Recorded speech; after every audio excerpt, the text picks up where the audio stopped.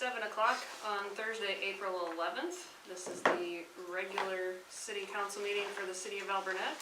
We will go ahead and call this meeting to order. We'll start with the Pledge of Allegiance. Please join me. I pledge allegiance to the flag of the United States of America and to the republic for which it stands, one nation, under God, indivisible, with liberty and justice for all.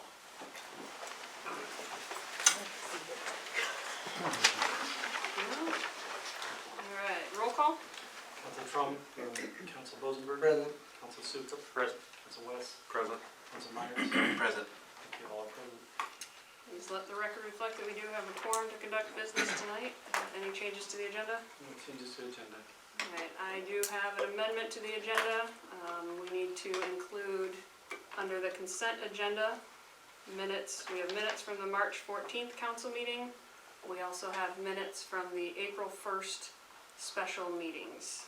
Those are in your packet, so I need the approval of the agenda with the amendment to add the April 1st special meetings to the consent agenda. So moved. Moved by Myers, Second. second by West. Any further discussion? All those in favor say aye. Aye. Opposed, nay. Motion carries. Alright, item number 5, public hearing for vacation of public alleyways Methodist Church. I will go ahead and declare this public hearing open. So, clerk, do we have proof of publication of the public hearing? Alright, did we receive any written correspondence? No. Alright. Any comments from the public during our public hearing? Alright, hearing none, I would seek a motion to close the public hearing. So moved. Moved by Bosenberg, Second. second by Sukup. Any further discussion? All those in favor say aye. Aye. Opposed, nay. The hearing is closed at 7:02. Okay, on to our packet. So, Sheriff's report is on page 4. Looks like there were 14 calls for service between March 14th and April 11th, and the required 43 hours were met. Any comments on the sheriff's report? Not yet. It's after this. Alright, hearing none, we'll move on to citizen comments.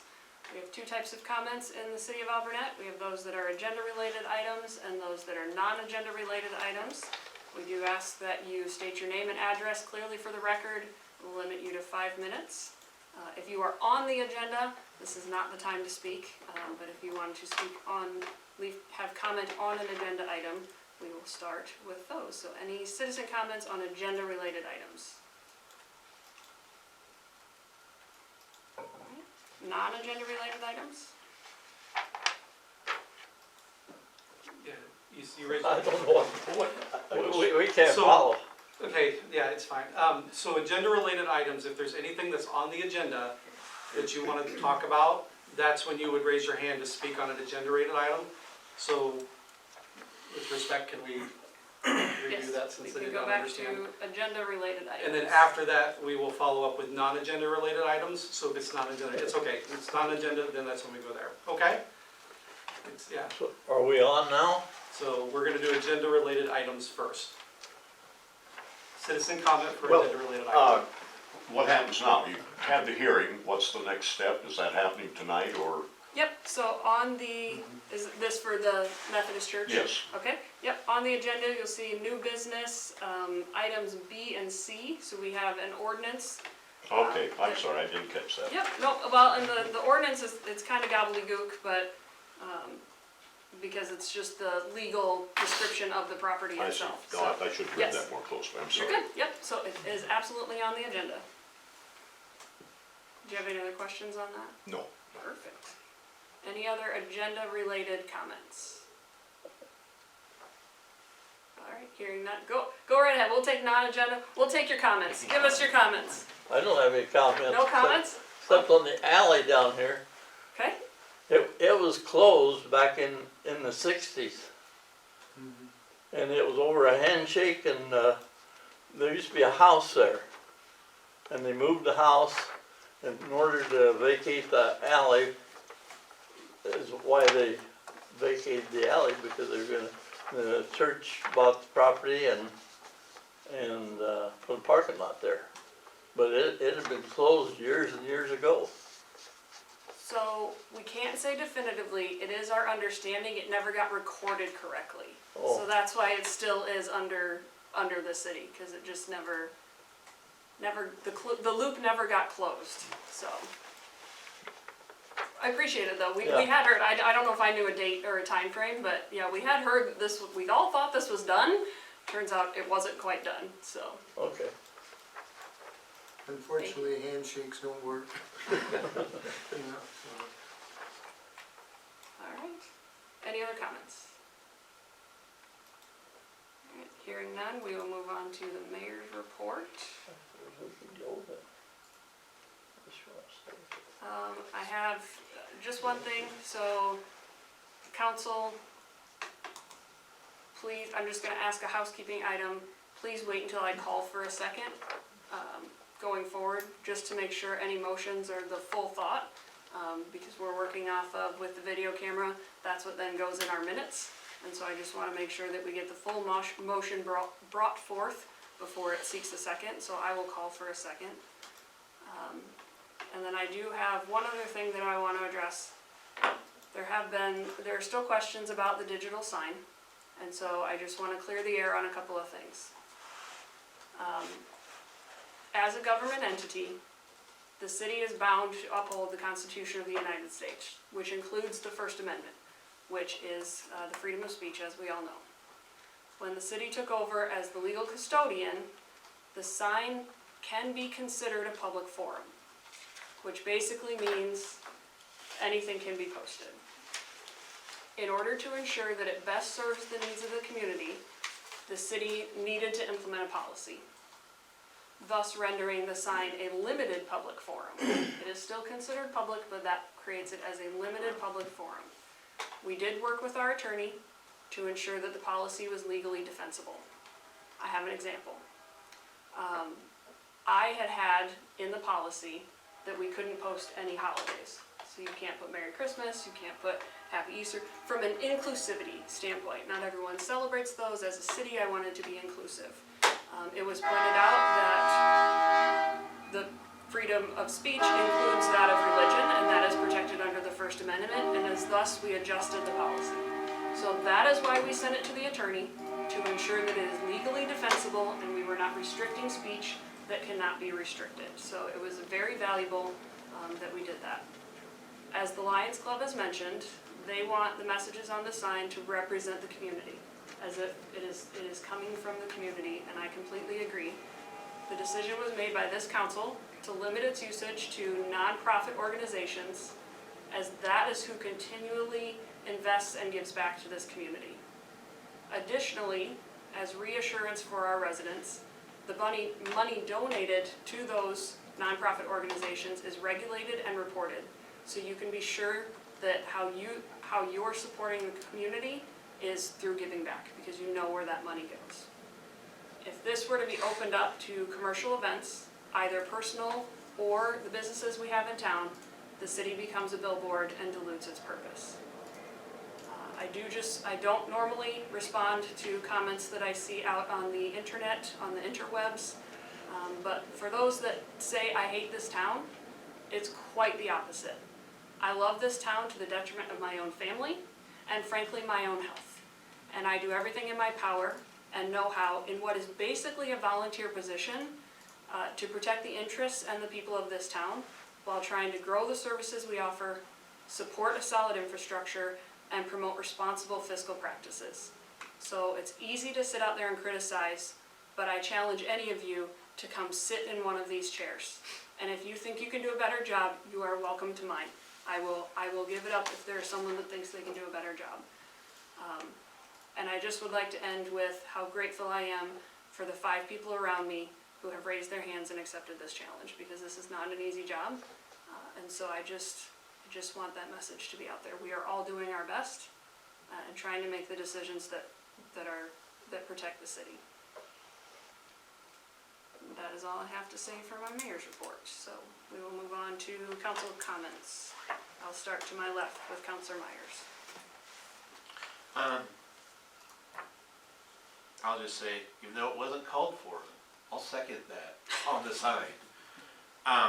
We need to include everyone and to make sure that we are providing access to the organizations that give back. We do have to put restrictions on that and make sure that the sign is used to highlight the goings on in this community and make sure that we have the opportunities to participate. You know, I can't speak for people to say whether or not I or any of the council people love or hate this town, but I love to see this town grow. I love seeing this town come together, and this is the opportunity that we saw, I'd probably say for each of us, when we took these seats. So we appreciate the feedback, and we always appreciate support. Thanks, sir. Councilor West? I got nothing. Councilor Snooker? Councilor Rosenberg? Yeah, I'm gonna correct myself from last meeting. We were talking about the alleyways, and I said something about, you know, if we give it to the city or give it to the church, that not only does, they can utilize it, it'll up our tax value. It won't up our tax value, because you don't pay taxes on it. So I just want to clarify that, because I made that mistake saying that in there. So, that's pretty much it. Oh, then I was gonna ask, the council if we, be able to use the skid loader or tractor out at the foundation, or when we have cleanup. We got the poles out there along the parking area. They're all whippy-jawed. As you go out there, they're 3 feet off, and down there we want to straighten them up. So if we could, I was talking to Mac and see if he'd donate his time to go out there with it and help me straighten them and things up, if that's okay. Because that old guy used to do it. He was on the, city maintenance guy. So just, if that's okay, I would like to. I do believe we have a 2080 with the school. So we can do So that. Oh, okay, so, should not be a problem. if my memory serves. That's all Good. I have, All yep. right. Councilor Trump? Nothing. All right. Move us into written reports. I skipped one. Starting on page 5, and we will recognize the fire department. Are you representing the fire department for the fire report? You can say no. No. TJ, anything on the fire report? No, not really. I mean, everything in there's as far as up to date as possible. They had a good turnout for the Easter egg fire drill, considering all the other events that were going on in town. And that it snowed. And it was snowing. Yeah, that sucked. Otherwise, doing training, gonna be shifting training to summer activities or summer events that we might come across. And hopefully we'll have car show approved and go forward with that. That's been a lot of work done on that. Oh, and we just went through the state inspection, and we had 3 things that need to be addressed. We got all the paperwork for that. Otherwise, we passed with flying colors. The inspection was perfect until he sat down. He has to justify his position by finding something wrong, That's true. Yeah. That's true. just to let you know. Perfect. But those are being rectified, that'll be probably done by tomorrow, so. And how often, is that annual? No, it's every 3 years. Okay. Well, congratulations, because I know that's a lot of work for everybody. Yes, it is. It's a lot of work for everybody, so congratulations. TJ, also one more thing, I want to thank you for the coordination as the trucks have been coming in and out of service. Yes. And just making sure everyone's aware, because I know, is it James? Yes, James has been working on those and trying to get everything shored up, so. yeah, he's been doing great so far. So. Alright, any questions for TJ or Vernon? Alright, hearing none, we'll move on to city administration. This starts on page 19. There's nothing new for the public works, besides what is on there. Again, we will be starting our lagoon discharge per permit as of April 15th. We are not seeing the same issues we saw last year because we were able to actually take care of the lagoons as they are intended, so we're good there. There's not a whole lot going on with the clerk there, it's changed. The only thing is I am going to be looking at the possibility of altering the schedule of when reporting happens for any packets that are created and when we receive information as far as having the agendas in a timely manner. So originally when I started, we kind of kept a tight knit on that. We're starting to fall back into the habit. It's not, this is in general, not just one person or anything like that. We're starting to fall back into the habit where I'm getting, vendors are turning in their receipts late. We're not getting information on the agenda in time. Things are getting done at the last minute, and it's not practical to wait till the last day to get everything done. So I will be revamping that hopefully for this next month so that we can try to make that more efficient and button that up a little bit more.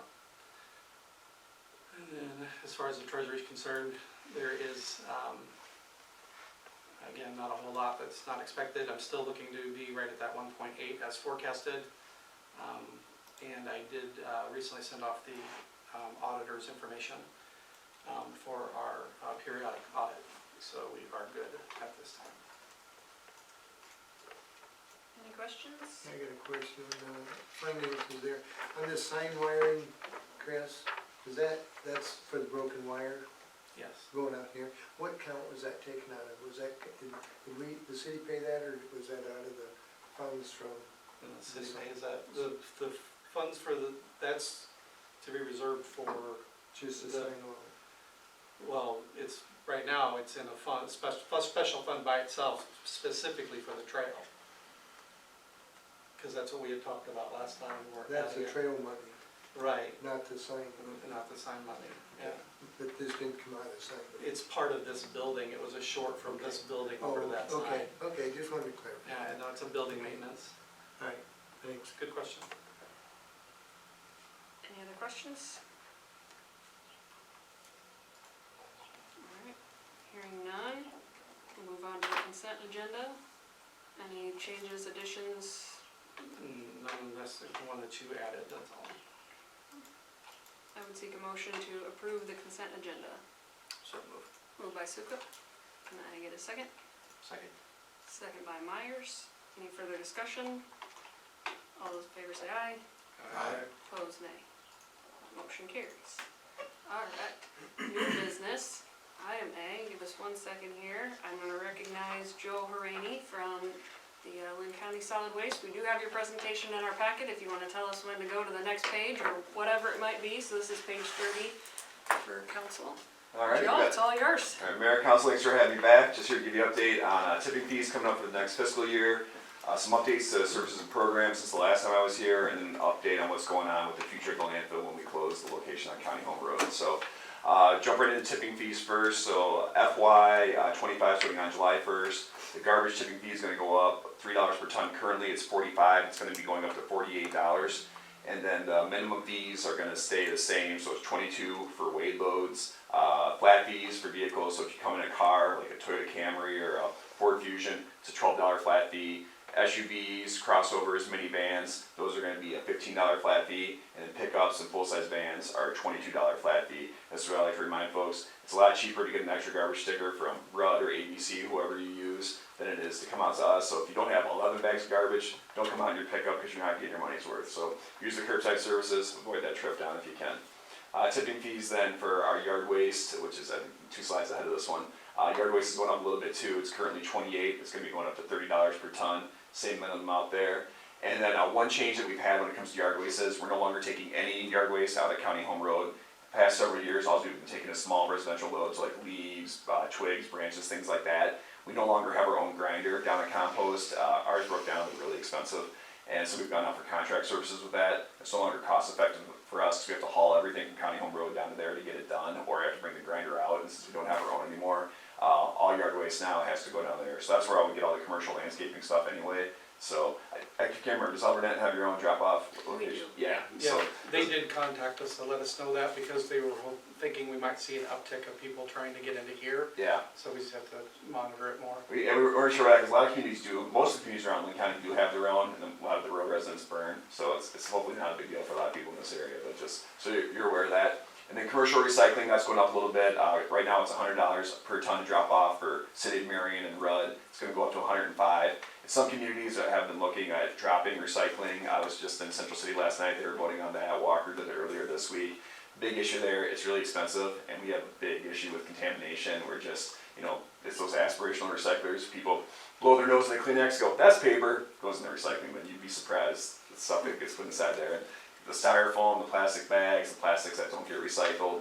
So some of the communities are dropping it. We're going to keep offering it. People can, you'll see on the next slide as well. We're going to continue to take recycling from residents for no charge. And it's a little bit better that way for folks because we have people inside the building that can take a look at the load, so we can hopefully stop people before that contamination gets put in there. So we keep it, make sure that material's clean. But we continue to take your paper, your plastics, cardboard, glass, and the question I've been getting a lot this year is, does it really get recycled? And I think we may have talked about this in the past. So if it's cardboard, it's getting recycled. If it's paper, right now, it's getting recycled. If it's aluminum steel cans, absolutely. Plastics, if it's a 1 or a 2, it gets recycled. If it's a 3 through a 7, it does not. So we take them all, because it's market driven, so when oil prices get really high, then they'll start taking some of those other plastics. But right now, oil prices have been so low consistently, 3 through 7, there's just no market for them at all. So it gets sent to them, they pull it out, and it ended up getting sent back to the landfill. So 1s and 2s always are getting recycled, 3 through 7s are not, and all the other material does get recycled. As for our other services out there, appliances are staying the same. It's still $10 per appliance. Scrap metal, no charge. One change is tires. It's going up a little bit. Tires are going to be $4 per tire off the rim, $5 if it's still on the rim. And there's one tire recycler for the entire Midwest. They're out of Des Moines, and this is a pass-through cost for us. So when they tell us what the price is going to be, that's what we have to charge folks for that. The other one that's staying the same, batteries and medical sharps. No charge for those. And again, I make this plea every year here. If you have batteries, bring them out to us. We used to try to educate folks. Alkaline batteries, you can throw away everything else, recycle. People don't want to make that distinction, so just bring them all to us, especially the lithiums and things like that. Those are the ones that cause the fires, and we'll take them for no charge. TVs, staying the same, 15 per unit, regardless of size and weight. All other electronics, no charge. So if you can plug it in, and it's not an appliance, we'll take it for no charge. And then household hazardous materials, so paints, chemical stain cleaners, fertilizers. I know this time of year everyone getting their lawn and gardens back into shape. If you have stuff left over that you don't want to keep in the garage, bring it out to us, and we'll take that for no charge. 2 new services that we've added since the last time I was here. Book recycling, we've been people asking for this for years. We finally found an outlet for it. So old, both hardcover and softcover books, you can take those, drop them off, no charge right inside the resource recovery building. And our textile recycling program, that's going full bore again now too. So old clothing, old shoes, as long as they're clean and dry, we'll take them, we can drop them off, no charge. Moving down to our compost location, we do have screen compost now. We ran out for the first time in years. Last year we ran out, and then it's funny, we've had this huge supply for years. You can't give it, we could give it away, couldn't give it away, and we finally ran out, and then it's like, the man was like, what, you're out of compost? Now that they can't have it, there's huge demand for it. We do have a supply right now, and so it's free for residents. You can come take it whenever you want, and then for the community as well. So if Alburnett ever needs it, if you have a new project, clean out an alley, and all of a sudden you're planting stuff inside there, you need something to go along with the soil that's already there, let us know, we can give it to you. And also wood chips too. We have twice ground wood chips, so they're good for landscaping. For any resident, come get them for free, and if the community needs them, same thing, we'll get them to you for no charge while we have that supply. And then Mount Trashmore, we had a big grand opening last week when we had those 70-degree days, and then last week storm hits on the day that we were going to open, so not many people showed up, but now getting nice again. Those are open. If you've never been down there, come check it out. Great view from the top. Then moving on, Forward 2044. I've talked about this last year. We know County Home Road has to close, that our last day we can be open there per our agreement with the city of Marion is June 30th, 2044. That's when the settlement agreement says all operations cease up there. But we're looking at, we're gonna be full well before then at this point. Right now, 2036, the landfill is gonna be full. So looking at the process of what we're gonna do, because even when we're full, we know there's 600 to 700 tons of garbage every day that has to go somewhere. So we've been going through the process, looking at how do we utilize the current space to its best and highest use? How do we handle things like organics, which are 20% of our waste stream, like 120 tons each day coming in as organic waste, most of that being food waste. And then looking at alternative technologies, and we looked at, I think I told you last year, at the like state-of-the-art incinerator, $1 billion. And we don't generate enough garbage here in the entire state of Iowa that we can make it cost-effective to run that. We'd have to get everybody else's garbage coming here, plus some from Minnesota, because that has to run 24/7. And there are other processes besides landfilling and transfer stations, where like there's one called mixed waste processing, where bring the garbage in, people literally open up every bag, pull out all the stuff that people could have recycled or composted, and get that sorted out. And it sounds great, it's just really expensive. Like every time you handle garbage, the cost goes up. So looking at all the different options, probably what's most likely to happen is transfer stations. So if County Home Road gets full before 2044, which is probably gonna happen, that site will operate as a transfer station. So garbage still comes in, then it will get loaded in trucks and then sent out to a landfill that has space for it. If you go ahead to the next chart there, it kind of shows you transfer stations. We basically already are a transfer station for everything but garbage right now. So the resource recovery building, we're just the middleman. So all the paints and chemicals get dropped off, we sort it, and get shipped out. The electronics, we sort them, they get shipped out. So it'd just be the same thing, but with garbage.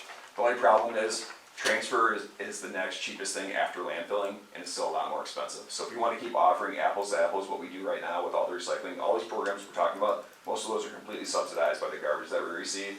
If we want to keep doing that, the cost is going to go up. So I'm going to be a broken record coming here every year giving you this update and be like, hey, tipping fee, like next year it's probably going to be $50 a ton. We're going up to 48, next year it'll be 50, and those just keep going up. Because when we finally get to the point where there's no more landfill and we go to transfer, like right I now, wanna make a big jump. it's going to be like, if we, instead of being 45, it'd probably be at 90, and we're going to go up a little bit with that.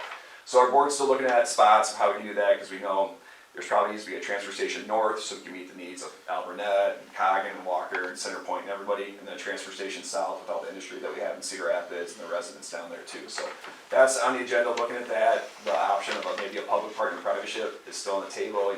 A1 or ABC has their own transfer station right now.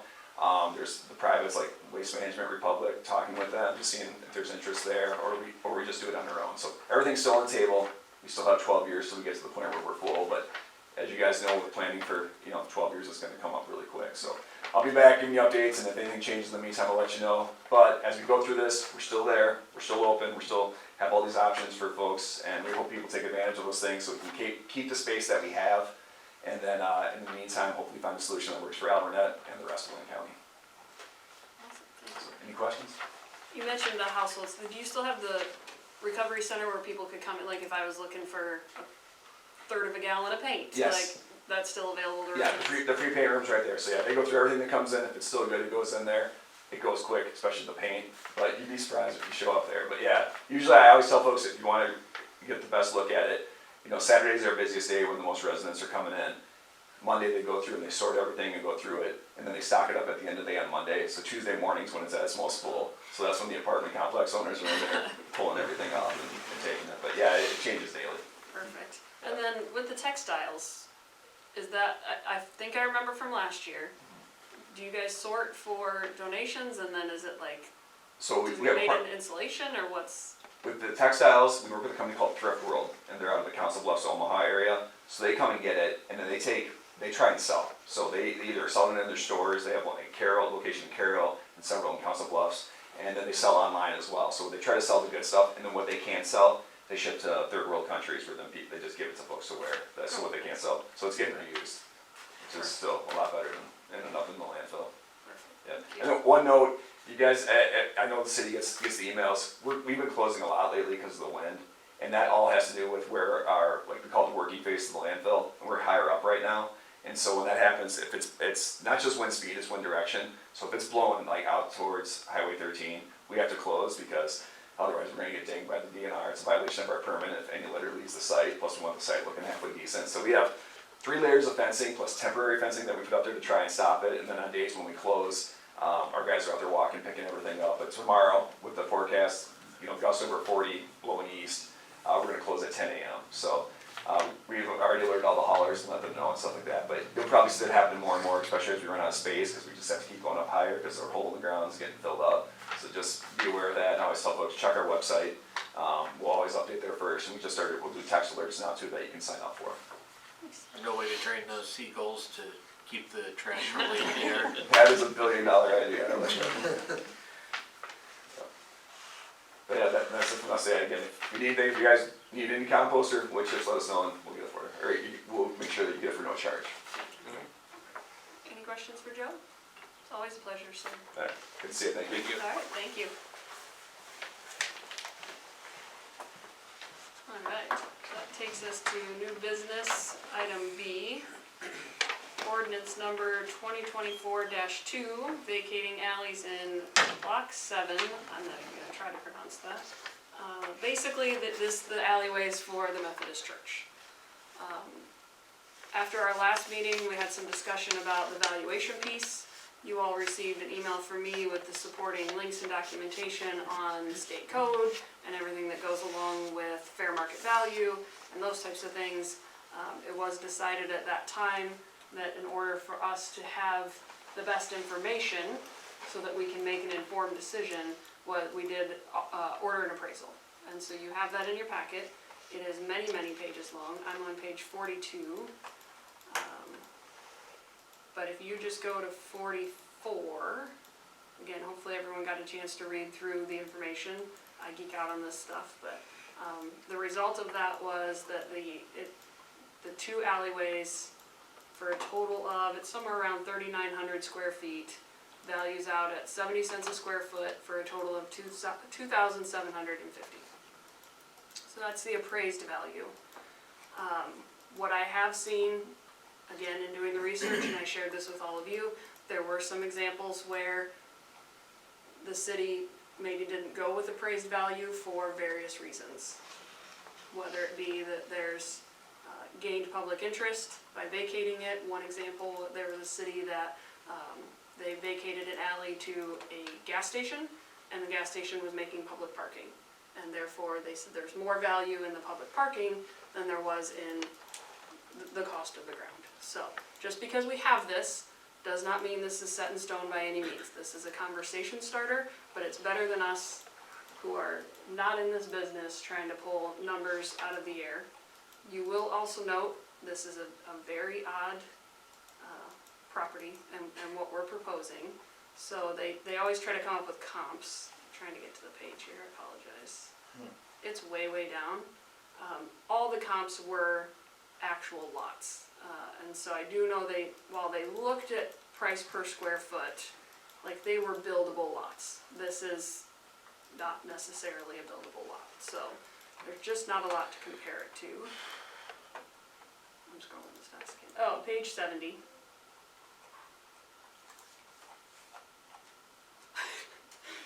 Taking a shortcut. So there is a map. There were explanations. The following pages actually have pictures and explanations of each of these comps, as they call them in the biz, and they are all like buildable residential lots. So before we can move on to the ordinance, we do have to decide on valuation, because we'll have to plug that number into the ordinance. My recommendation to council, again, it was already thought that this was closed. The church, the one alley is already under the parking lot, and they've been maintaining it for, you said 1960, that's a lot of years. So, whilst we still cannot give it to them, our ordinance is very clear, we cannot just gift it. I do believe that the value proposed in the appraisal has been more than offset with the maintenance over time. That is my opinion. What kind of input has our county, or city attorney had on this as far as valuation and things like that? So we actually had to use a different firm because the city attorney also represents the church, and so it was a conflict of interest, but they referred us to a different firm. They really, it's not really their place, so they drew up the ordinance for us and left it blank.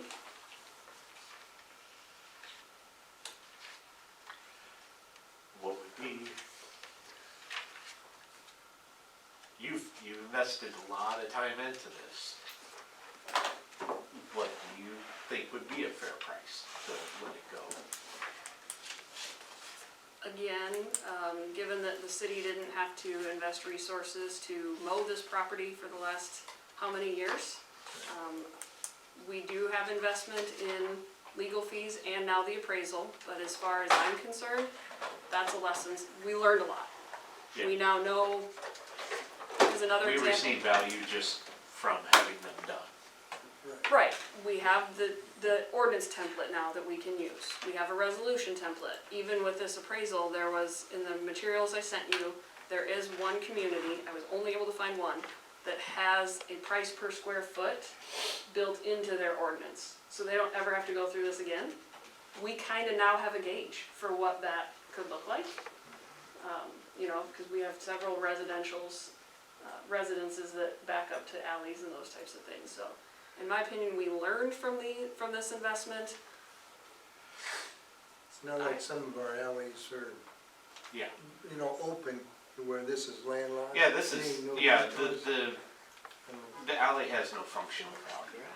I'll just throw out there, I still think we ought to just get to where parking get down. Yeah, that's what I'm saying is, does it have to be anything more than? It has to be more than zero. It has to be more than zero. It doesn't do us I any- would support $1. Doesn't do I us would any good. support $1, Absolutely. yeah. But we had to be informed. We needed the information. We can't make these things up. We needed the information, so.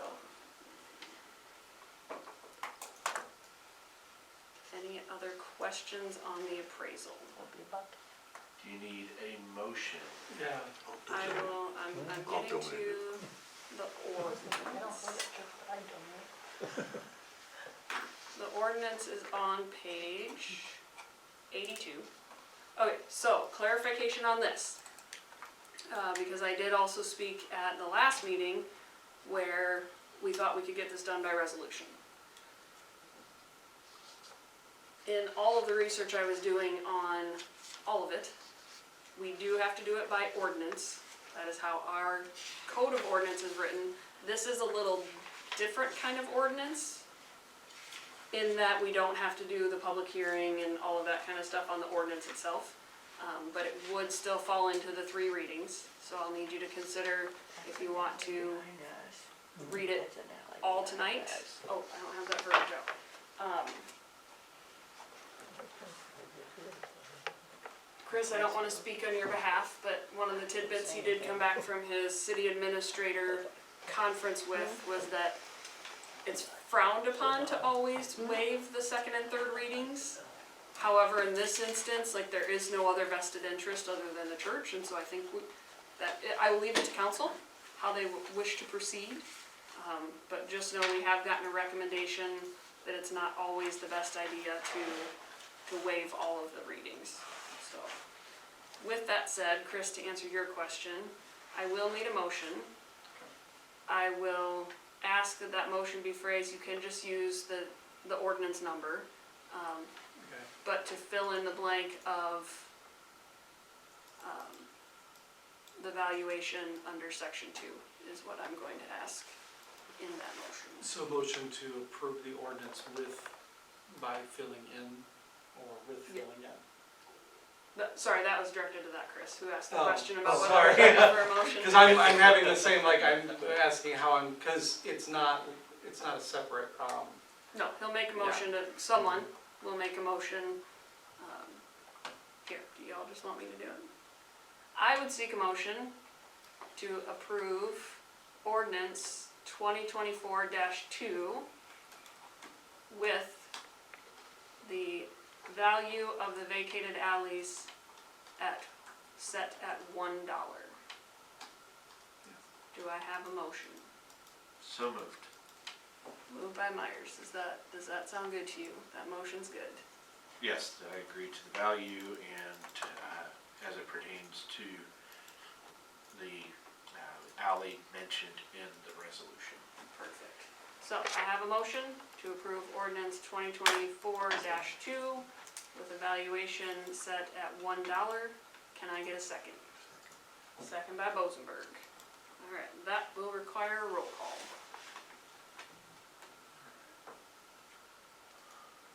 Second by, Bozenberg. okay. Yeah, Council Trump. Aye. Council Bozeberg. Aye. Council Sukup. Aye. Council West. Aye. Council Myers. Aye. Just wait. All right. We'll wait for Dave. Is there a motion to suspend the rule requiring that an ordinance be voted on for passage at 2 council meetings prior to the meeting at which it is to be passed with respect to ordinance number 2024-2? Do I have that motion? Basically, do we wish to waive the second and third readings? I'll make a motion to waive the first and second and third. Motion to suspend the rule requiring that an ordinance be voted on for passage at 2 council meetings prior to the meeting at which it is to be passed with respect to ordinance 2024-2, made by Bozenberg. Can I get a second? Second. Second by Sukup. Any discussion on that? All those in favor say, oh, wait, roll call. Right. All right. Council Trump. Aye. Council Bozenberg. Aye. Council Sukup. Aye. Council West. Aye. And Council Myers. Aye. Thank you. All right, and one more then. I will need a motion to approve the final reading, passage, and adoption with respect to ordinance number 2024-2.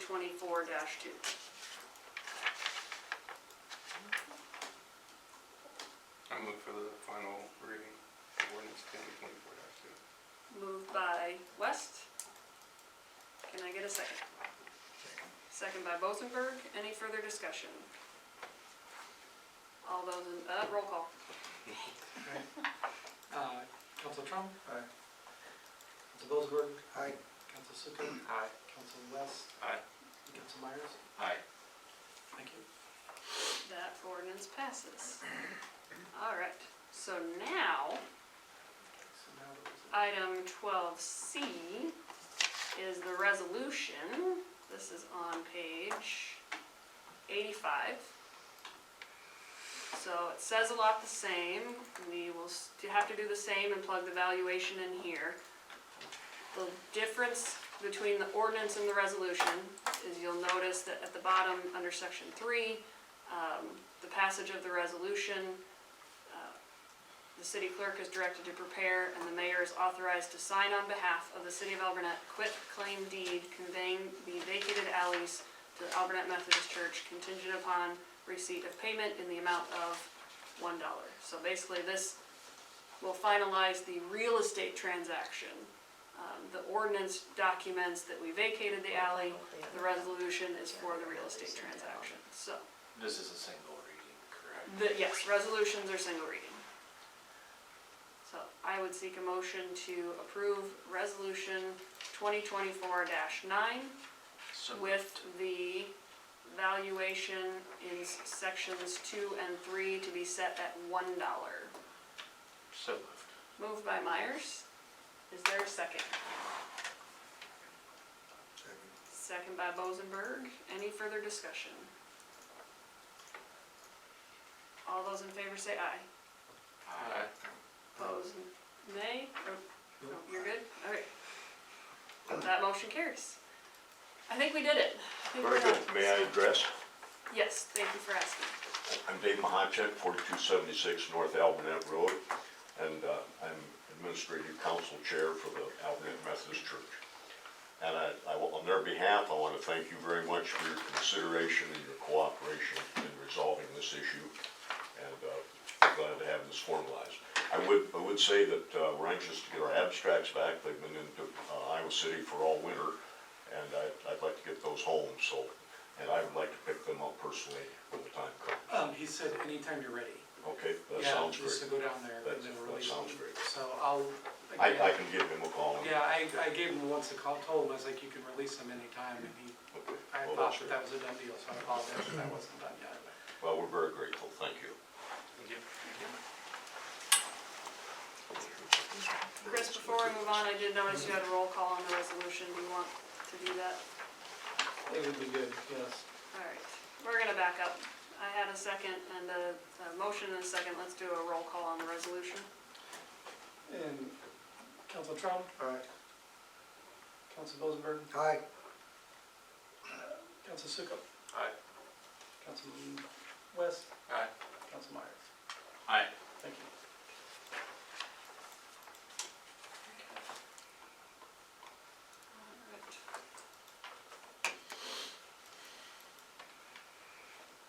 Next item on the agenda is the Bud's liquor license. So this is on page 88, this of your packet.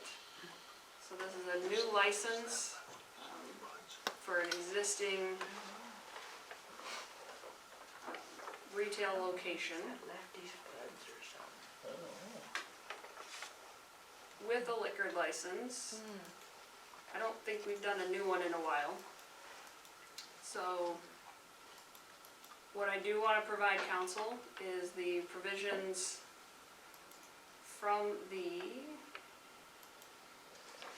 Iowa Department of Revenue, Alcohol and Tax Operations Divisions. So an applicant to obtain a license must demonstrate good moral character in Iowa. An applicant is considered to be of good moral character if they meet the following criteria: U.S. citizen and an Iowa resident, or incorporated to do business in the state. They must be registered and in good standing with the Iowa Secretary of State's office. No felony convictions. If there is a felony conviction that is more than 5 years old and the applicant's rights of citizenship have been restored, the applicant may be eligible for a license. Has not had any financial interest in a license that was revoked during the past 2 years. Has financial standing and a good reputation indicating that the applicant will comply with all laws and rules governing the license. As what the state considers this council to be the local authority, so it is noted that when reviewing a person's financial standing, the local authority may consider the following factors: amount of financial support and operating funds, prompt payment of state and local taxes, fees and charges for municipal utilities and services, prompt payment of licensing fees, and any administrative penalties. When evaluating a person's good reputation, the local authority may consider factors such as, but not limited to, if the person has a history of showing disregard for the law, has convictions for selling alcoholic beverages to underage or intoxicated people, and has a history of operating a vehicle while under the influence of alcohol or drugs. So, those are the considerations when we should be, that we should keep in mind as we discuss both new and renewals. That doesn't just cover new, but that is what we're talking about tonight. So, if you'll note on the application itself, so this is for a Class E, which is the retail license. There are 2 different LLCs listed.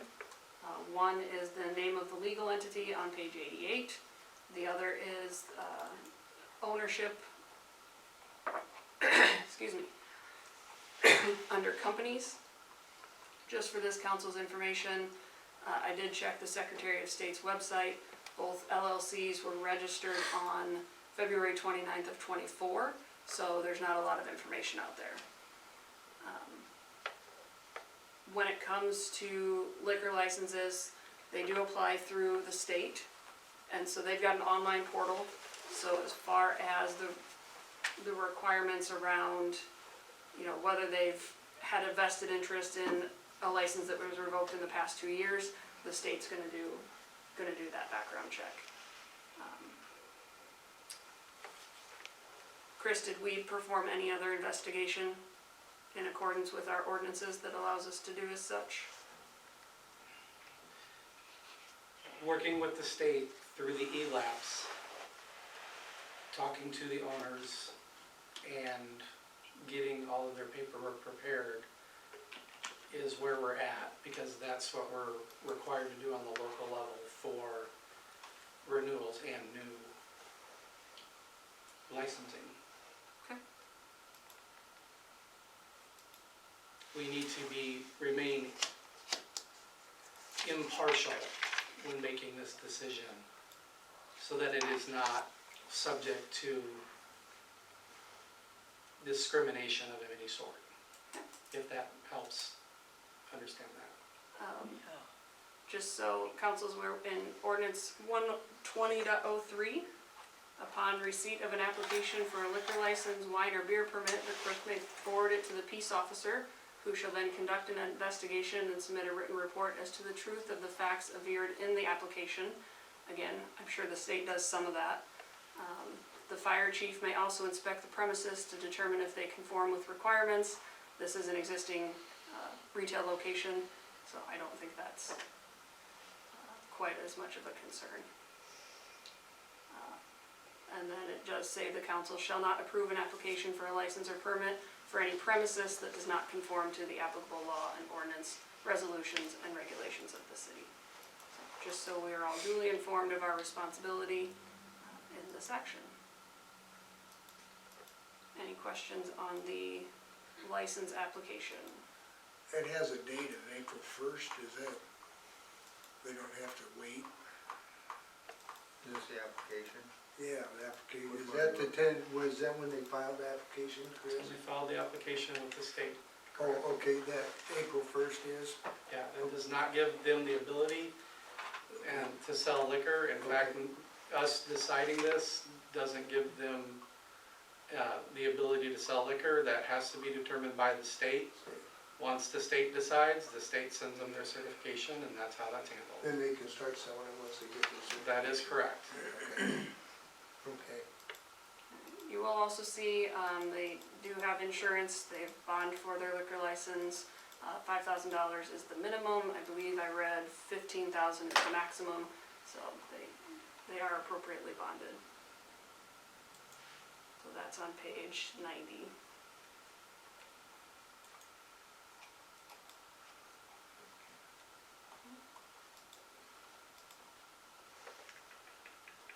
If there are no other questions, I would seek a motion to approve the Bud's liquor license. So Moved by Sukup. Can I, oh, sorry, I keep forgetting I told you all to wait. Is there a second? Sorry. Second by Trum. Any further discussion? All those in favor say aye. Aye. Opposed, nay. Motion carries. All right, item 12E, the Bud's cigarette license. So you have the application on page 93. This process is a little bit different. So tobacco, alternative nicotine, and vapor product permits in Iowa are issued locally by city clerks. Establishments within city limits may apply for tobacco, alternative nicotine, or vapor products with the city clerk, while those located in unincorporated will go through a county auditor.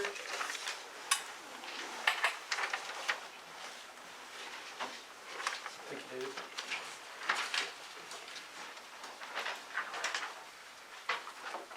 So you'll notice on page 94, there are instructions for the city clerk. It says that we send the completed and approved application to the Iowa Department of Revenue within 30 days. Make sure the information on the application is complete and accurate. So I do have two questions. I noticed here there is the amount for the permit was $100. That's correct. Where was that derived? That is derived from the $25 requirement. We have done this in the past where we do it for the entire year so that they're not paying on a every 3-month schedule. According to, get there.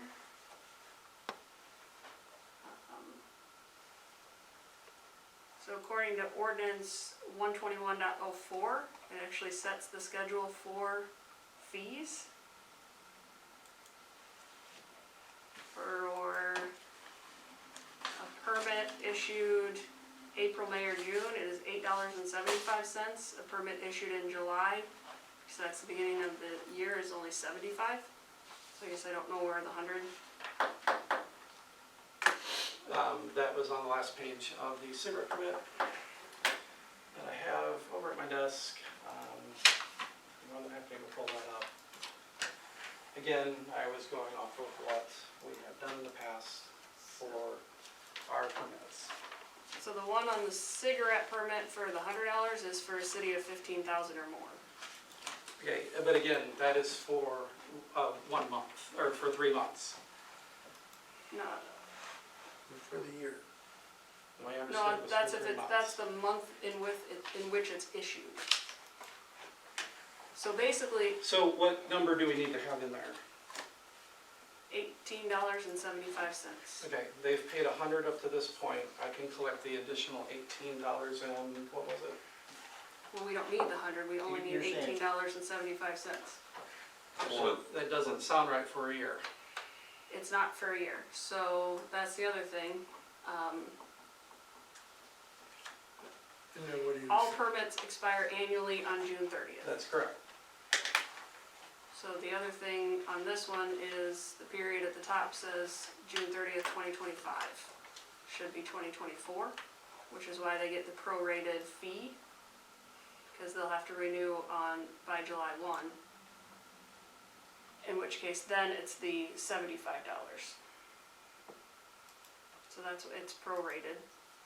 So they only give it out certain part, they start at a certain time, it's not when you take your business. They can start in the middle of the year because it would be unrealistic to ask a business to start business and not have their license start close to when they open the business. So that's where she's getting at the proration amount. So if the permit is issued in July, basically that gives them the whole year. So they pay the $75, that's the whole amount. For July, August, or September. So if I'm September 1 and I want a permit, it's $75. October, November, December is $56.25. January, February, March, $37.50. April, May, and June, which is where we are right now, is $18.75. So they'll pay that to get them through the rest of this fiscal year. They'll have to renew on coming July 1. It runs fiscal year. Yes, it runs fiscal year. This is our ordinance, or what are we making reference to? So, yes, this is, I don't think anybody here has the ordinance that's committed to that.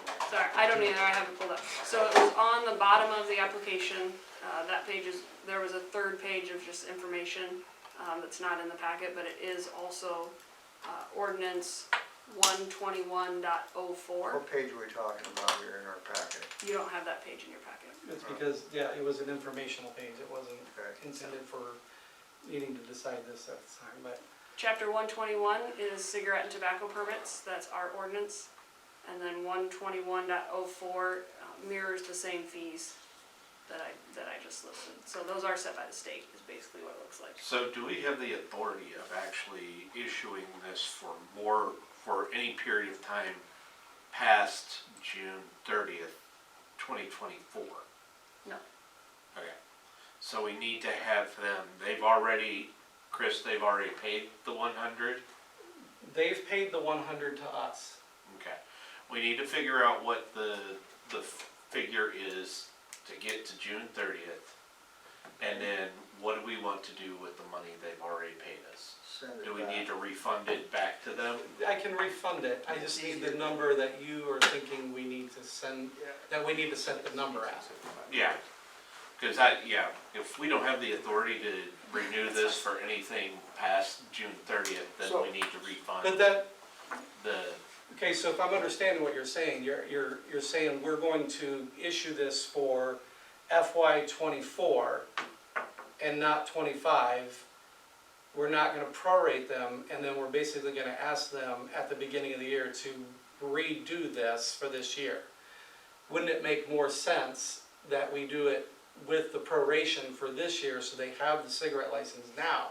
they will. And for next year, Yeah. to get them to 2025 of the renewal period. All permits expire on June 30th of each year. Yeah, Okay. so we don't have That that, is state. legally we can't. Okay, We can't go past And- the and- 20, June 30th of And the 2024. fee from a license between now and June 30th is how much? $18.75. So we would refund them $81.25. So if we put 1875 in here, we're good to get up and running. 1875. And then they'll just have to reapply in 3 months. Okay, so we're Yeah. gonna just, so then I need to change we need to change the permit to just read FY '24. Yeah, so it would just go April 12th, 2024 through 6/30/24.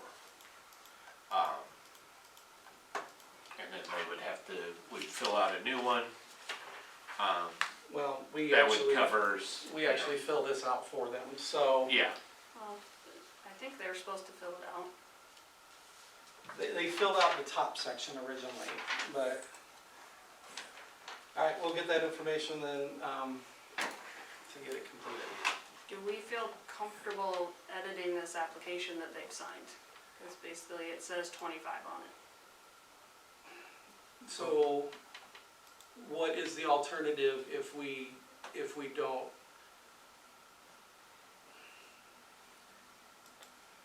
We want them to get their cigarette license to be able to sell cigarettes, are we in agreement with that? I have a question. Yes. When do they anticipate opening? Monday. Oh. So, if I'm understanding correctly, we would like to have this business, which is our only convenience store in town, we would like to get them up and running, we would like to start a good relationship with this new business and these new owners.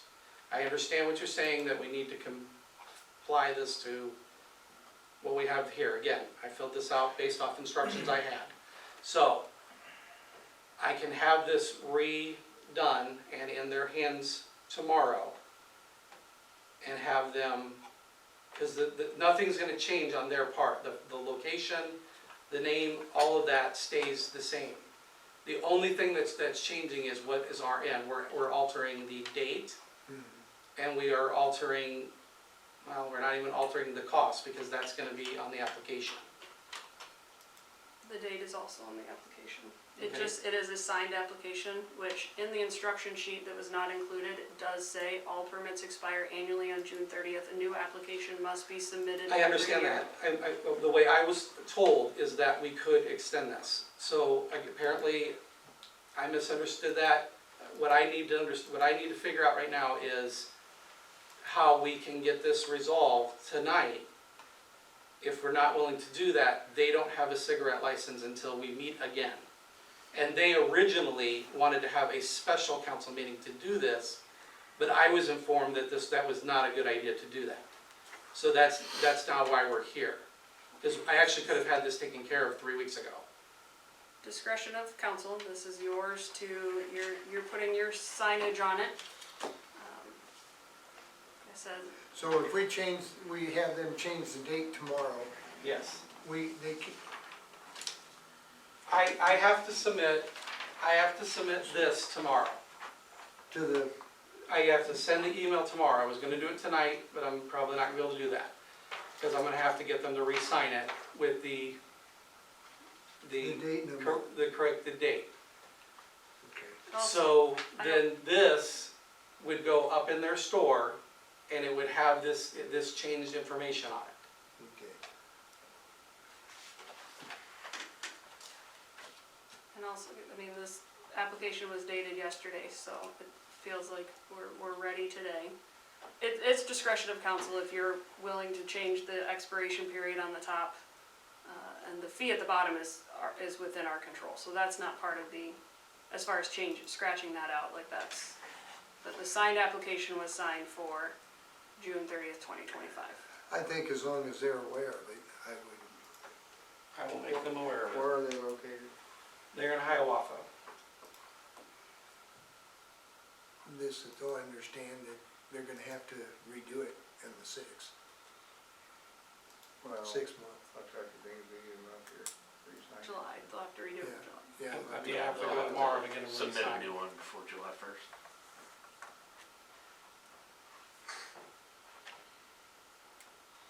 We should probably just get an updated application and stay out of trouble.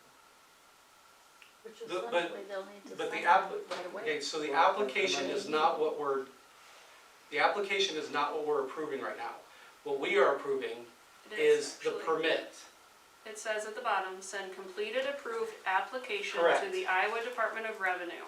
Make sure the information on the application is complete and accurate. That is under the for city clerk Correct. area. So I we get are that. approving the application And the permit. and the permit. But you can't have a permit without an application. That is correct. So if we approve that both with 24, With the changes. with the changes, then they can go ahead and sell.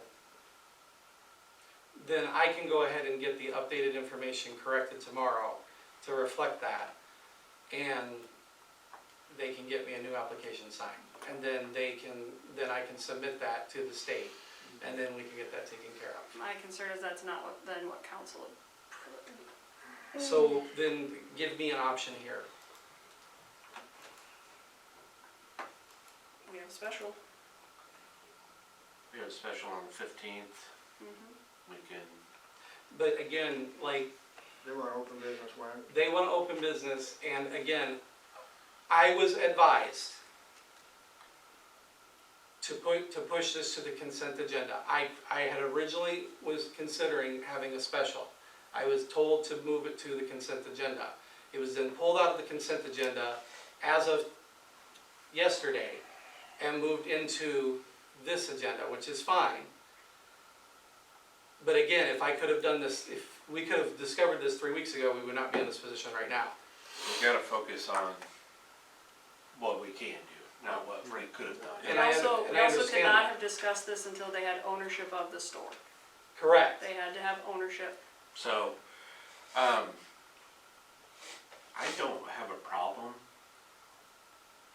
providing that the application comes back with the signed with the changes that we are discussing right now.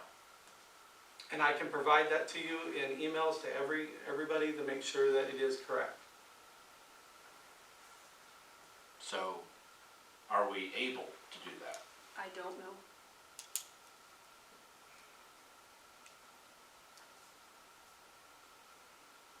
I mean, how far does this put them back if they don't get the cigarette license for the first day? It would be 1 day. Because I mean, it's. they open on Monday, they don't we have- But approved then on the thing Monday is, night. but then there's a delay because this then has to go, this gets emailed out, this gets emailed out. Actually, for nicotine and tobacco, it says that the permits are issued by the city clerk. Right. Yeah, So we could get that, like I said, we could get them right away. So if they're issued by the city clerk, we don't have to, we can approve it right now, Right. because we don't need to see it. He's the one who's issuing it. He's issuing it upon our authority. So as long as we're saying we're good with the application as is, with the exception of this item and this item, when it comes back, then, tomorrow, then it's gonna give us the best opportunity to, because I do wanna get off on the right foot with this company, but I also don't want to step in something either. Right. So, but we can pre-authorize right now, if he's the one, if Chris is the person who, as city clerk, is issuing it, it doesn't say issue through council, it's issued through the clerk, who acts, as, But on we the have whim to of the approve council. it for him to do that. Yeah, so I make a motion to approve the revised application when received that will expire on June 30th, 2024 with the amended rate that reflects what it would cost for the licensure to carry until that date. $18.75. $18.75.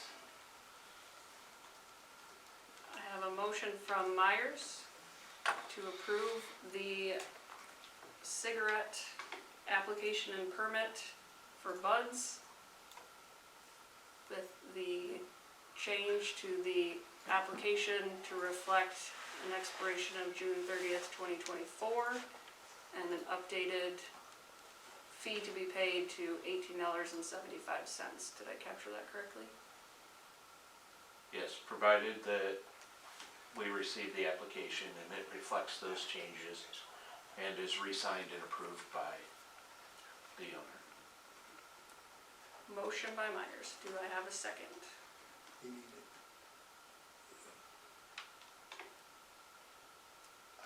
Can I amend this now? It hasn't been approved yet to amend it. I don't even have a second on it yet. Right. So we could let that one die if you want to Yeah. make a new motion or give me a I second. thought you had something to say. I would second it. I have a second by Suka. Discussion.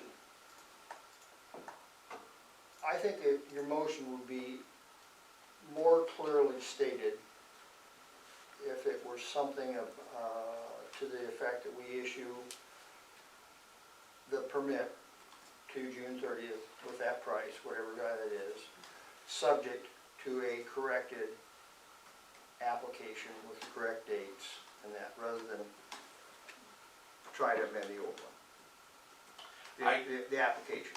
Exactly, yes, to have a new application with those dates amended and, yeah, that's, I'm sorry if my wording wasn't the same as what you I would be were. willing to vote on this, vote it down, and let Chris rephrase that motion so it's more clearly stated. That's up to you. Bethany, Chris, do you wanna, since you're gonna be the one typing this out, so I would seek a motion to approve Oh, the, so I don't have, there's a motion on the floor right now that we haven't voted on. Okay. Second? It got, yeah, Okay. it got a second. So we vote on it, kill it, and go over it again. All right. Motion to approve accepting the Bud cigarette license and permit application with the change of the expiration date to June 30th, 2024, and updating the amount to be paid to $18.75. All those in favor say aye. Opposed, nay. That motion fails. All right.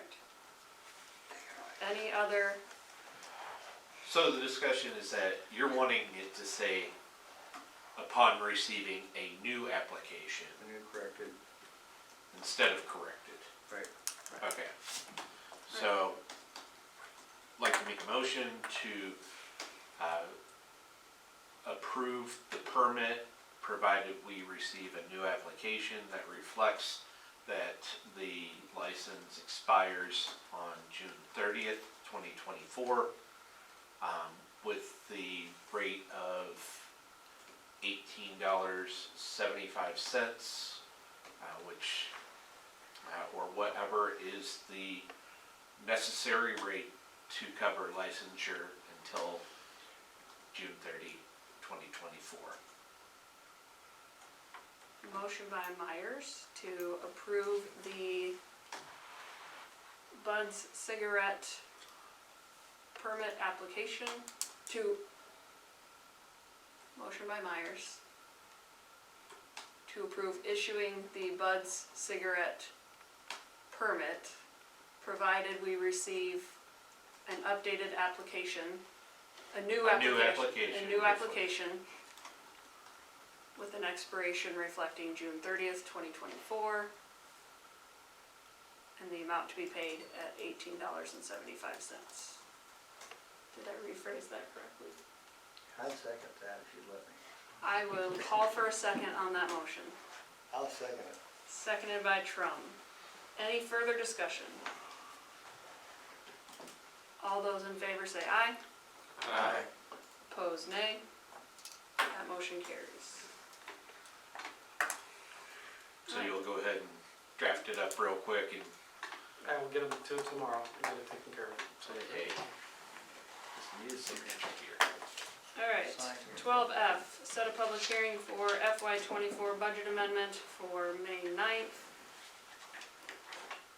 That should be our regular council meeting, it is, alright. I would seek a motion to set the public hearing for FY '24 budget amendment for May 9th at 7 PM. So moved. Moved by Myers, do I please get a second? Second. Second by West, any discussion? Will I have a quorum? Anybody know they're gonna be on? Yeah, shouldn't be. Should be good.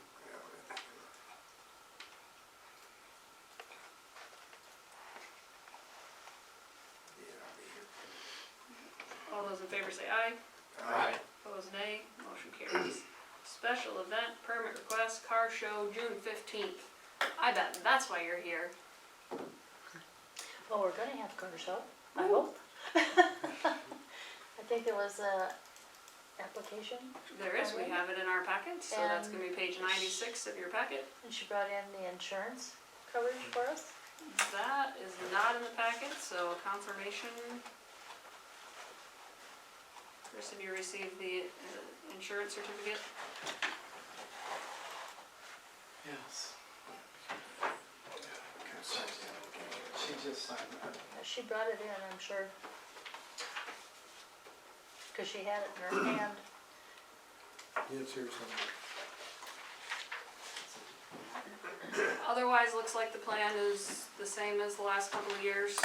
Use of blocking off Main Street from the Methodist Church to basically Roosevelt Street. There is alternate routes for traffic, including emergency vehicles. So it's been a very popular event. They filled the street and every available parking lot there is in town. It's very well received. How's Very the, popular. how's the planning going? You all feeling the second one under your belt? Feeling a little We're way ahead of schedule, nice? That's what I like to hear. way ahead of schedule this year. I took a lot of notes last year, so that was helpful. How big's the notebook?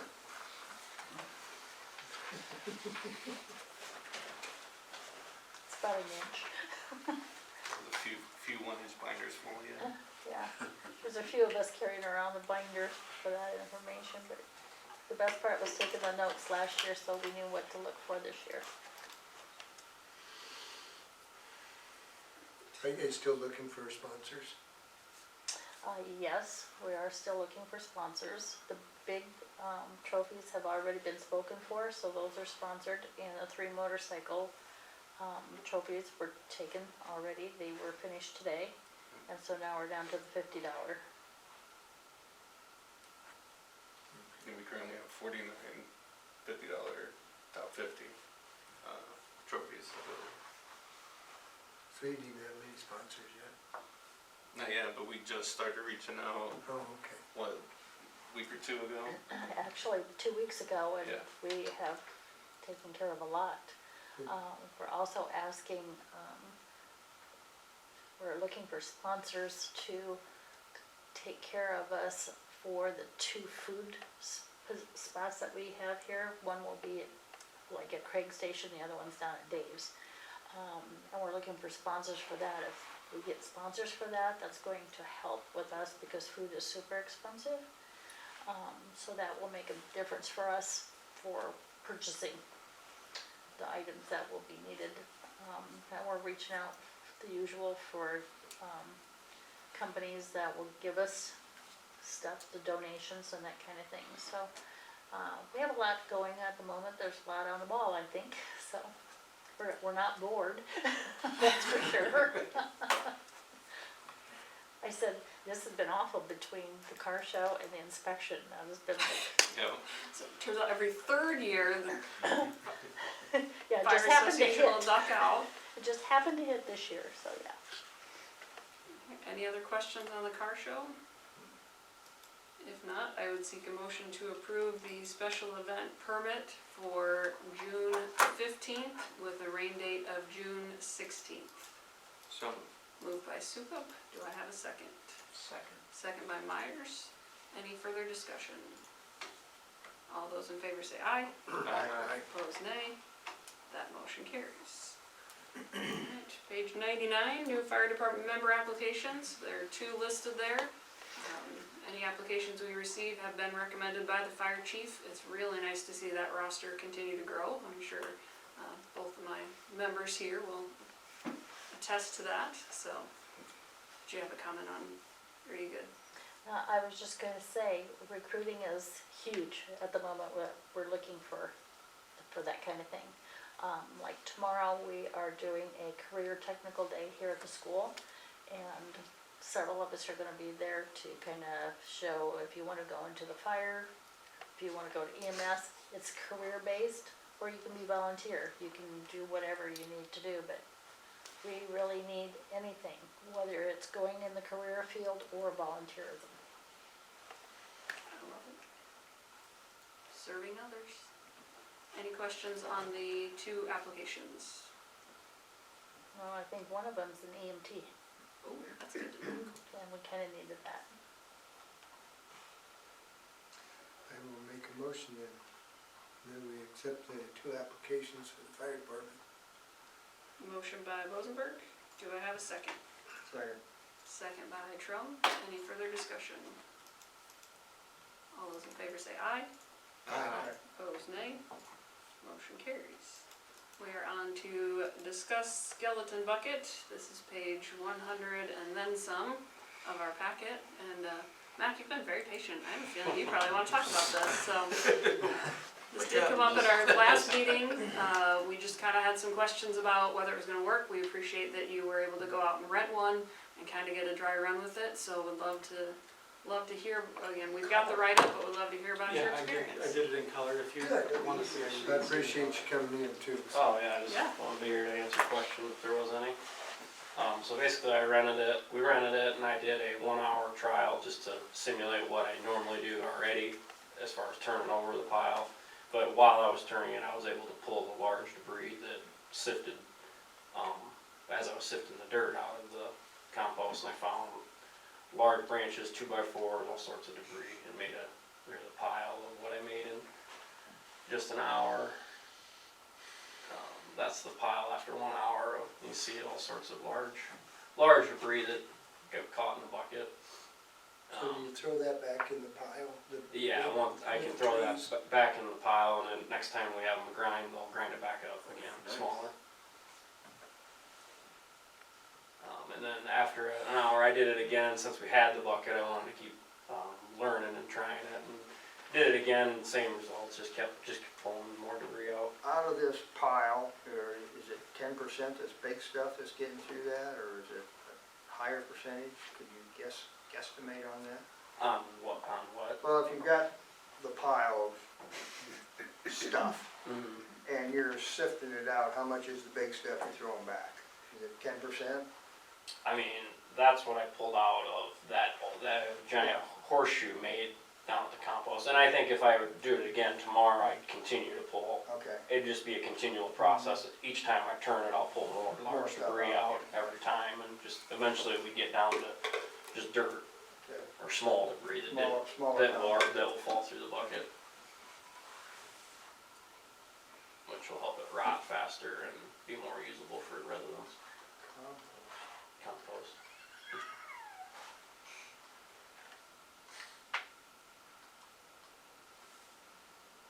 I know one of the questions we had last time, so I'd be curious in your experience, is in order to get it to sift, is there a lot of shaking that needs to happen, or is it pretty much like pick it up and the stuff falls through and then you take it to the side? There's some, and there was a little bit of a learning curve. I started out just going at the bottom of the pile and getting a full bucket, and then you had to shake it somewhat aggressively. But if you just took like partial Yep. scoops, it pretty much just fell through. So it was kind of just a flick it back into the bucket. And then, Learning curve on how to do yeah, it, just playing around with operating it. Yep. And I was working with, this is from Star Equipment, and Brian was the sales rep that I worked with. He waived the rental fee, and he offered to sell us the used bucket that we rented for at a discounted price versus a new one. I was looking at that, and the other one is the 2 different styles. One of them 6 inches bigger, 6.6 inches, bigger, would that make a difference with how much you could turn?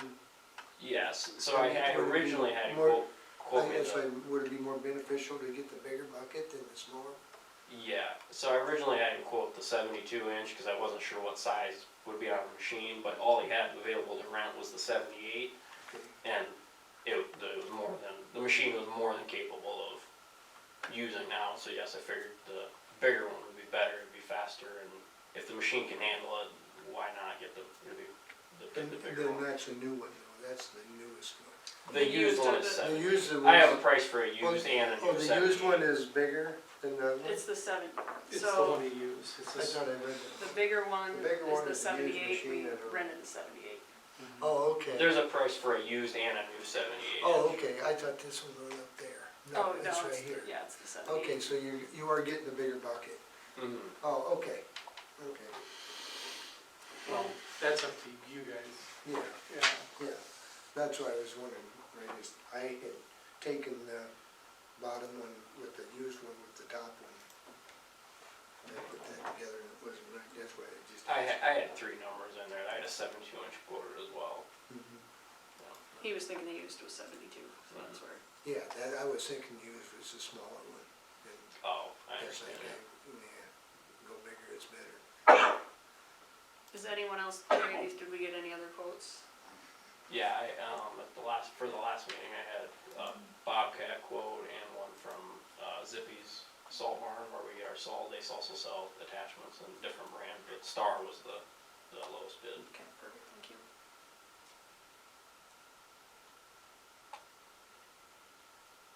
Any other questions? There was cost information in there about the savings of not having to grind the screen it, excuse me, of not having to screen this, we're basically doing our own screening. And turning it at the same time, yeah. When you first brought this to me, I was like, nah, but, since you explained it, it's a lot clearer. I'm glad we got to try it, because those things, we fell into the same hole with street sweeper. Looked great, we bought one, we tried it, it doesn't work, so it's kinda nice to be able to give it a run. And Ryan was very, very helpful working with him. He brought it to us and picked it up, and he waved around for me. It was a good experience with him.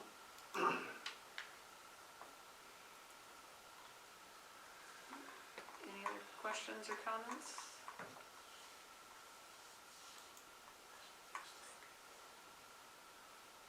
Are we seeking a motion to purchase the used Pleasure of the council. skeleton? Pleasure of the council. Well, the new one is It's in the budget. $400 and some dollars more. But it's And a then- small, That's No. if it's still available. I haven't That- spoken with that's him like for like. since I rented it. I don't know if somebody that's a sold it smaller in one, the too. meantime. Right, what does it say, is the new one smaller? No, they're the same size. size? So it'd be for the So- 78-inch bucket, or the SRV 78, I don't know if that equates to inches. It's $2,057 new, it's $1,595 used, if the used unit is still available. It'd be 2207 because there's freight involved on the new bucket. Oh, Right, good call, right, I did not right, yeah, scroll down. I seen that. Thank you. So this used bucket is a couple of years old. Mhm. You've looked at it physically. Is it, a reasonable shape for that price, you think? I think so. I mean, Save there's, a little money, it's a used machine, you're not gonna yeah. wear it out I overnight. mean, in my opinion, it's a piece of metal. There's not moving parts and seals and It's bearings that can It's wear just- out. I mean, yeah. it can be. it may be a little probably touch-up welded paint, to but that's repair. about it. I mean, You're gonna screw it up anyway. yeah, exactly. scratch You're gonna it. scratch it the first time you use it.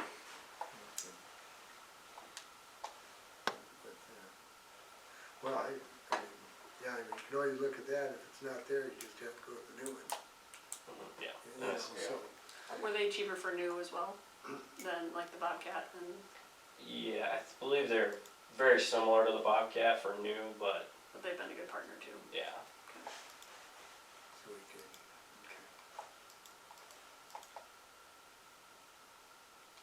the council? Well, I think you look at the use of them, and if it doesn't work, if they sold it, go to the next one. Put that in a motion, Dave. I'll make that motion. That's a motion.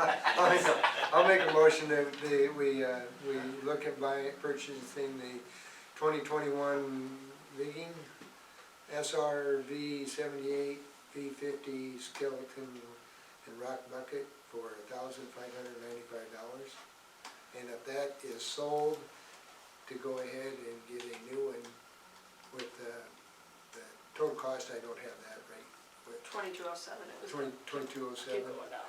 Okay. Oh, too far down. There's a number. Here you go. Yeah, 2207. If the used one is not available.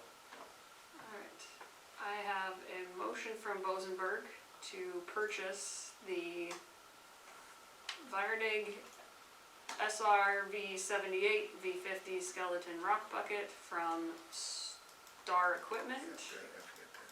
Okay.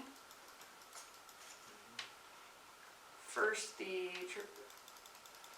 purchase the used unit at $1,595.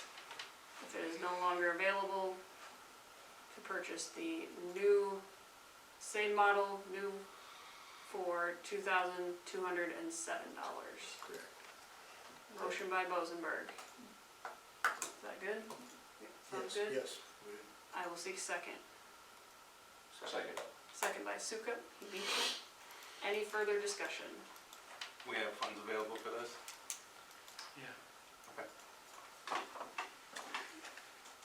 All those in favor say aye. Aye. Opposed, nay. Motion carries. Back on the hot seat, skid loader, give us the lowdown. Oh, excuse me, new business J, discuss skid loader repair. So I took it into Housby Heavy Equipment in Walford for its preventative maintenance service. They found issues with the track rollers that 9 out of 10 are leaking oil. Originally they quoted me, let's see here,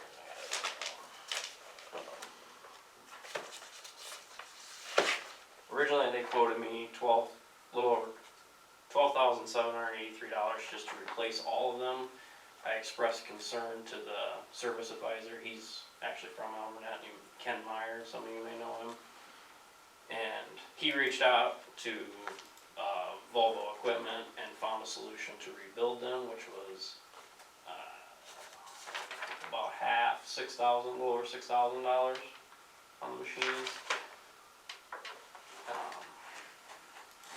I asked, the machine only has a little over 1,000 hours. What is possible cause for this? He says that the manufacturer said that when it's used for snow removal, snow and ice gets packed in the rollers, which is unavoidable. It happens. But he said if it's parked in a building that's unheated, they can freeze to the seals, the material, and then the next time you jump in and take off, it can cause them to tear. That was their best guess solution for why it happened. So I wrote up some options with the different prices of what it would be to repair versus replace, or if we wanted to. He gave me estimated value on different models of skid loaders if we thought it's not worth fixing to trade in. That's a drawback from having a track one versus wheel one, probably. Yeah. Because your wheels aren't gonna have these bearings, where your track is gonna have them. Did he give you any idea what the machine was worth? Yeah, that's Yeah. option number 3. It was, Okay. he found, I said Ken was very, very good to work with. But He that's found, probably, if we repair this, that's what it would be. Well, no, wait a minute, but he found a John Deere same year, Yeah. and averaged auction price. but that's to buy it outright, I have I can, just, That'd basically be what we could. if we probably- sold it at auction, what we probably would get for the machine, oh, probably. okay, I misunderstood that. That was a guesstimated value. Yeah, he was just trying to give me a best possible Okay. value on the machine. But that's probably with the repair. I don't imagine if somebody knows there's Yeah, if somebody doesn't a know. repair bill sitting out there. Yeah. So I did talk to Mac. You're otherwise happy with the machine, right? Yeah, I mean, meets our needs and, yeah, it definitely has its pros. I think that, I mean, the tracks work really good for snow removal. It lets me have lots of traction and push piles back and stuff like that. And I do like the side entry. And when I'm working alone, it allows me to get out of the machine without it. Getting in- Because on a normal skid loader, you have to have the bucket all the way down in order to get out. So that way, having the side entry, I can be working on a project and have the bucket up in the air. And so that's very handy when I'm working alone, which is 98% of the time. So yeah, I mean, overall happy with the machine. And it's got new tracks on it now. And Did he recommend, I mean, would it be better to go with the rollers or being new or being rebuilt? I mean, you know what I'm saying? You put parts in something, but is a new one's gonna be better than rebuilt one? he didn't really give me on that. It's not something they see all the time. I'm going bad on these skid loaders.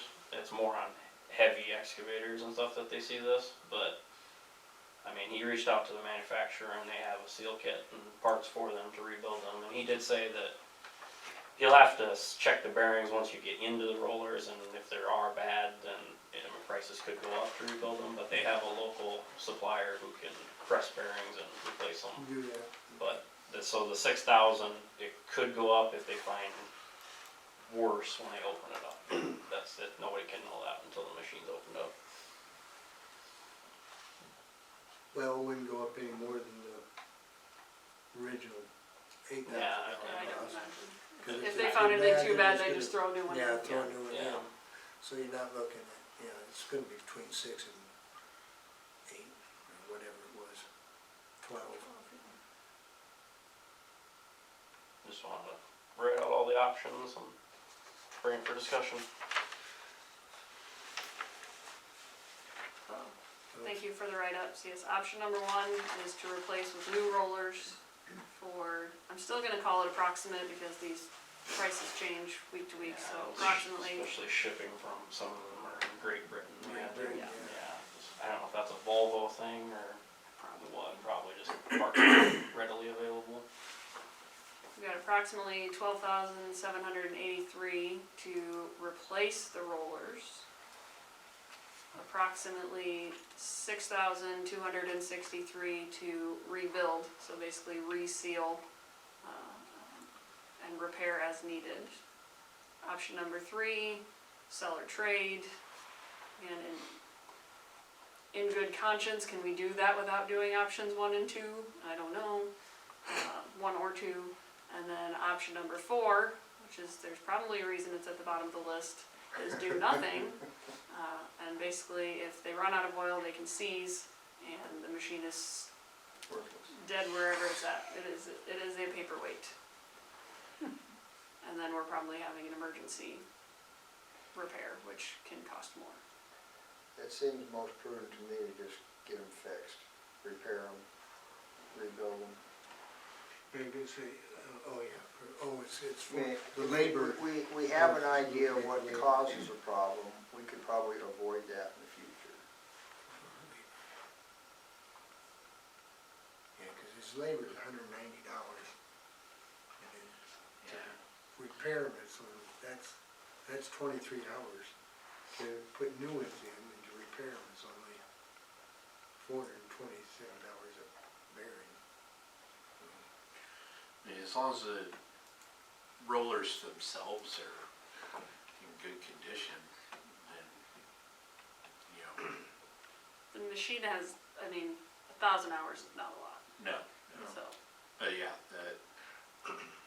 having them rebuilt, It's primarily, the seals are the basic problem, right? To my understanding, yeah, there's no, when you drive the machine, there's no grinding or If anything. they act fine, they just. Yeah, and eventually. Yeah, I think you have to consider that option 2, it makes even more sense. So if they find anything, when they get in there, they'll just have to fix it, you know? Yeah, and they could find that they can rebuild 8 of them, and they found 2 that were bad, and they had to replace those 2. Yeah. And so that could reflect the price, but.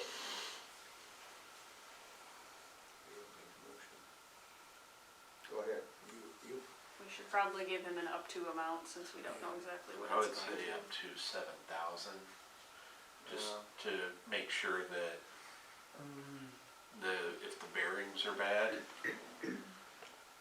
I don't know. It's- Keep that in mind. I'd go more, I think I'd go more than 7. Closer to 9. Probably. You're talking $800 a bearing, and that's 1,600 for 2 bearings. And if you 6,000 to 7,000, wouldn't even cover that.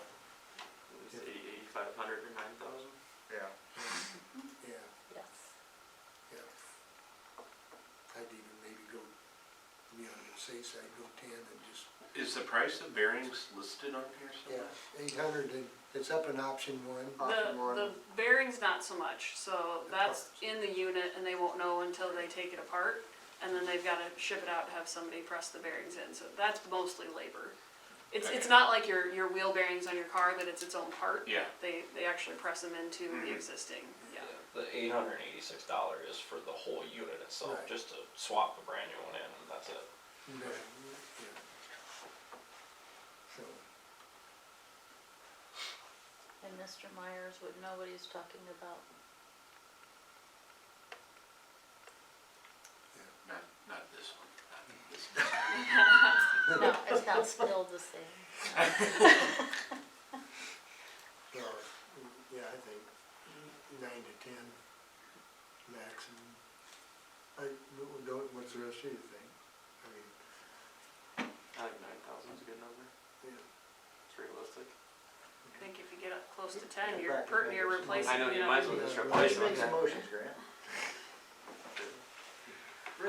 Gee, no Yeah. pressure. I move that we allow the skid loader repair of the bearings and roller seals up to $9,000 From from Housby. Housby Equipment. Motion to approve the repair, rebuild of the rollers and the roller seals for up to $9,000 from Housby Equipment. Did I capture that? Perfect. I would ask for a second. Second. Second by Myers. Any further discussion? I'd like to amend that a little bit. I would like to specify where we are repairing our Volvo skid steer, because the way the motion reads is seems ambiguous to me. Sure. Okay, I did Do learn, you have one of those skid loader? Oh, what was so I it? mean, I it did does, say because it skid says. loader. I did say skid I'll loader. retract my amendment, sorry. Alright. Any other discussion? Thanks for keeping us on the straight though, Joe.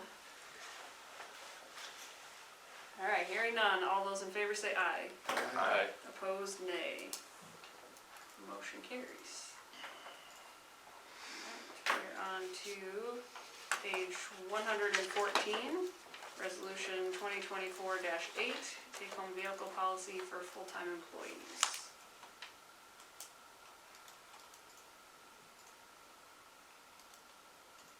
Any questions or comments?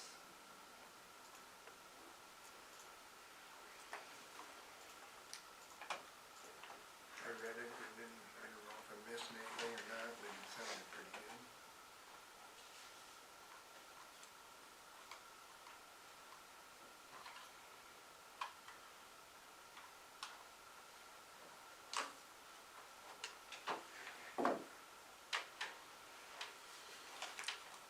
I do have some comments, but I was gonna wait and see if there were any others from council.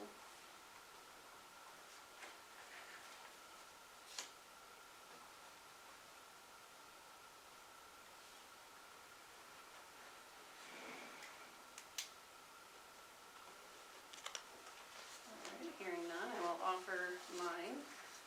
Reading through the policy, this is one of my favorite words when we talk about policy, it's a little squishy. Good concept, it's a good start, but there's just some things that I think would need to be shored up. And again, this is at the pleasure of the council, but several of the approval steps were listed as city council or city admin. I would recommend that it's strictly one or the other. Primarily, one is the path of least resistance, so if we allow city admin, then why why would we also put in city council? I feel like it's one or the other. If it's something that we feel needs to be council approved, then it should just be council. So I think there's some things we clean up there. It references normal business hours. We've been pretty flexible, especially with the field workers, in not prescribing hours. So I guess I would just be curious on what are normal business hours. It's a little different from City Hall. There is a reference to what, it can be outside of normal business hours if for emergency purposes. I guess I'm unclear if that's for city emergencies, personal emergencies, like exactly what that entails. I'd like a little bit more. What was that one on? Under 1.1 B, yep. Okay. Sorry, I did not make super great notes about where this.